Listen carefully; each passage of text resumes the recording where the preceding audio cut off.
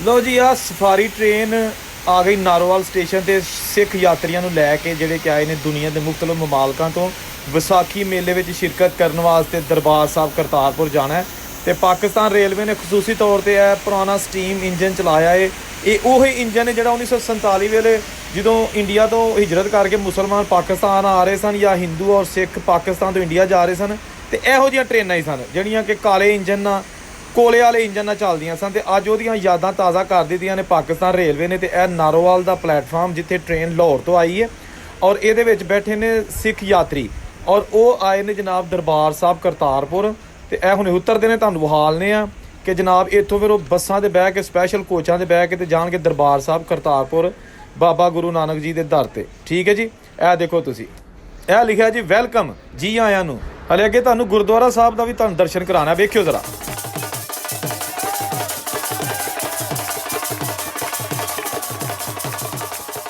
ਸਰਦਾਰ ਬੜੇ ਖੁਸ਼ ਹੋਏ ਜਦੋਂ ਜਨਾਬ ਉਹ ਆਪਣੇ ਉਸ ਧਰਤੀ ਤੇ ਆਏ ਜਿੱਥੋਂ ਇਹਨਾਂ ਦੇ ਬਜ਼ੁਰਗ 47 ਵੇਲੇ ਉਜੜ ਕੇ ਗਏ ਸਨ। ਤੇ ਇਹ ਦੇਖੋ ਤੁਸੀਂ, ਜਿਹੜੇ ਸਾਡੇ ਇੱਥੇ ਮੁਸਲਮਾਨ ਭਾਈ ਨੇ ਉਹ ਵੀ ਬੜੀ ਖੁਸ਼ੀ ਦੇ ਨਾਲ ਔਰ ਬੜੇ ਜੋਸ਼ੋ ਜਜ਼ਬੇ ਨਾਲ ਇੱਥੇ ਜਮ੍ਹਾਂ ਨੇ ਕਿ ਅਸੀਂ ਮਹਿਮਾਨਾਂ ਦਾ ਇਸਤਕਬਾਲ ਕਰਨਾ ਹੈ। ਉਹ ਮਹਿਮਾਨ ਜਿਹੜੇ ਕਦੀ ਇੱਕੋ ਖਿੱਤੇ ਦੇ ਸਨ, ਇੱਕੋ ਧਰਤੀ ਦੇ ਲੋਕ ਸਨ, ਪਾਕਿਸਤਾਨ ਹਿੰਦੁਸਤਾਨ ਇਕੱਠਾ ਹੁੰਦਾ ਸੀ 47 ਤੋਂ ਪਹਿਲੇ, ਸਿਰਫ ਇਹਨੂੰ ਇੰਡੀਆ ਹੀ ਕਿਹਾ ਜਾਂਦਾ ਹੁੰਦਾ ਸੀ। ਉਸ ਤੋਂ ਬਾਅਦ ਫਿਰ 1947 ਨੂੰ ਪਾਕਿਸਤਾਨ ਬਣ ਗਿਆ, ਦੋ ਮੁਲਕ ਬਣ ਗਏ, ਲਕੀਰ ਲੱਗ ਗਈ, ਕੰਧ ਬਣ ਗਈ, ਵਿੱਚ ਜਾਲੀ ਲੱਗ ਗਈ, ਫੌਜੀ ਖਲੋ ਗਏ। ਤੇ ਅੱਜ ਵੇਖੋ ਤੁਸੀਂ ਦੋਸਤੋ, ਪ੍ਰਾਹੁਣਿਆਂ ਵਾਂਗਰ ਆਪਣੇ ਘਰ ਹੀ ਪ੍ਰਾਹੁਣਿਆਂ ਵਾਂਗਰ ਲੋਕੀ ਆਉਂਦੇ ਨੇ ਪਏ। ਹਾਂਜੀ, ਇਹ ਦੇਖੋ ਤੁਸੀਂ, ਫੁੱਲ ਪਾਏ ਜਾ ਰਹੇ ਨੇ। ਇਸ ਤੋਂ ਇਲਾਵਾ ਜਨਾਬ ਇੱਥੇ ਦੇਖੋ ਜਗ੍ਹਾ ਜਗ੍ਹਾ ਖਾਣ ਪੀਣ ਵਾਲੀਆਂ ਚੀਜ਼ਾਂ ਰੱਖੀਆਂ ਗਈਆਂ ਨੇ ਤੇ ਕੁੜੀਆਂ ਵੀਡੀਓ ਬਣਾ ਰਹੀਆਂ ਨੇ, ਵਿਲਾਗ ਬਣਾ ਰਹੀਆਂ ਨੇ, ਯਾਦਾਂ ਲੈ ਕੇ ਜਾਣਗੀਆਂ ਇੱਥੋਂ ਪਾਕਿਸਤਾਨ ਦੀਆਂ, ਪਾਕਿਸਤਾਨ ਦੀ ਮਹਿਮਾਨ ਨਵਾਜ਼ੀ ਦੀਆਂ। ਔਰ ਇਹਦੇ ਨਾਲ ਫਿਰ ਦੂਜੇ ਲੋਕ ਵੀ ਜਿਹੜੇ ਇਸ ਵੇਲੇ ਇੰਡੀਆ 'ਚ ਜਾਂ ਦੂਜਿਆਂ ਮੁਲਕਾਂ ਦੇ ਵਿੱਚ ਨੇ ਜਿਨ੍ਹਾਂ ਦਾ ਤਲਕ ਇੰਡੀਆ ਨਾਲੇ, ਔਰ ਉਹ ਡਰਦੇ ਨੇ ਕਿ ਸਾਡੇ ਪਾਸਪੋਰਟ 'ਤੇ ਪਾਕਿਸਤਾਨ ਦੀ ਮੋਹਰ ਲੱਗ ਗਈ ਤੇ ਪਤਾ ਨਹੀਂ ਕਿਆਮਤ ਆ ਜਾਏਗੀ, ਦੁਨੀਆ ਹਿੱਲ ਜਾਏਗੀ। ਦੋਸਤੋ ਕੁਝ ਵੀ ਨਹੀਂ ਹੁੰਦਾ। ਇਹ ਜਿਹੜੇ ਆ ਰਹੇ ਨੇ ਇਹ ਕੋਈ ਪਹਿਲੀ ਵਾਰ ਨਹੀਂ ਆ ਰਹੇ, ਬਹੁਤੇ ਵਿੱਚ ਉਹ ਲੋਕ ਨੇ ਜਿਹੜੇ ਇੱਥੇ ਤੀਜੀ ਚੌਥੀ ਵਾਰ ਆ ਰਹੇ ਨੇ। ਠੀਕ ਹੈ ਨਾ। ਇਹ ਸਾਡੀਆਂ ਦੇਖੋ ਜੀ ਭੈਣਾਂ, ਮਾਵਾਂ ਭੈਣਾਂ ਚੜ੍ਹਦੇ ਪੰਜਾਬ ਵੱਲੋਂ, ਇੰਡੀਆ ਵੱਲੋਂ ਜਿਹੜੀਆਂ ਕਿ ਜਨਾਬ ਆ ਗਈਆਂ ਪਾਕਿਸਤਾਨ ਇਸ ਵੇਲੇ, ਪਾਕਿਸਤਾਨੀ ਪੰਜਾਬ।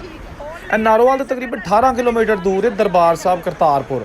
ਤੇ ਉੱਥੇ ਟ੍ਰੇਨ ਨਹੀਂ ਜਾਂਦੀ, ਉੱਥੇ ਫਿਰ ਇੱਥੋਂ ਸਪੈਸ਼ਲ ਕੋਚਾਂ ਤੇ ਇਹਨਾਂ ਯਾਤਰੀਆਂ ਨੂੰ ਲੈ ਕੇ ਜਾਣ ਦਾ ਇੰਤਜ਼ਾਮ ਕੀਤਾ। ਜਿਸ ਤਰ੍ਹਾਂ ਤੁਸੀਂ ਵੇਖ ਸਕਦੇ ਹੋ ਨਾਰੋਵਾਲ ਸਟੇਸ਼ਨ ਦੇ ਬਾਹਰ ਕੋਚਾਂ ਖਲੋਤੀਆਂ ਨੇ ਔਰ ਬੜੇ ਹੀ ਪੁਰਅਮਨ ਤਰੀਕੇ ਨਾਲ ਪੂਰੇ ਪ੍ਰੋਟੋਕੋਲ ਦੇ ਨਾਲ ਇਹ ਮਹਿਮਾਨਾਂ ਨੂੰ ਪਹੁੰਚਾਇਆ ਜਾ ਰਿਹਾ ਹੈ ਦਰਬਾਰ ਸਾਹਿਬ ਕਰਤਾਰਪੁਰ, ਤਾਂ ਕਿ ਉੱਥੇ ਆਪਣੀ ਜੋ ਵੀ ਮਜ਼ਹਬੀ ਰਸੂਮਾਤ ਨੇ ਉਹ ਅਦਾ ਕਰਨ। ਠੀਕ ਹੈ ਜਨਾਬ,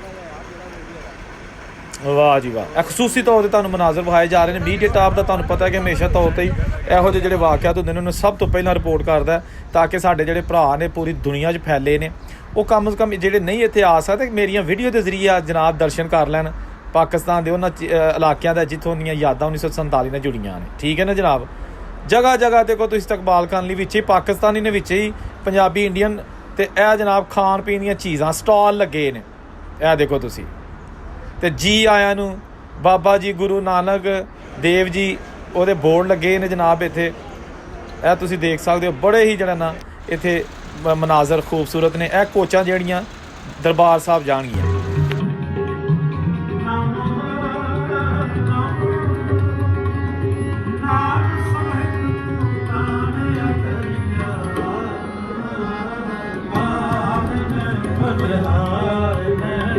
ਲੱਖ ਬਰੀਆ